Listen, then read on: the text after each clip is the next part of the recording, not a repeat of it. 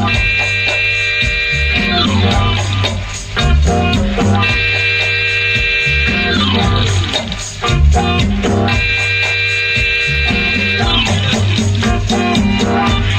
កម៉ែធ្វើយ៉ាងនឹងចូលទៅដល់ដឹងគុណគេ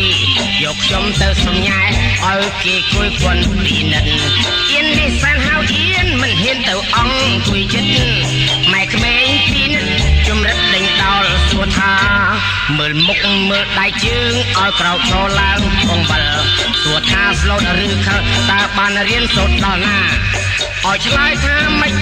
ដេញដោលដូចឡើងសាលាឲ្យចែងវិចាគេចាំលប់ស្ដាប់សំនៀងបើថាឯងអៀនហើយចុះមកដេចឡើយបើចង់រៃប៉ះតែបែកចែវចាយឲ្យគេសាច់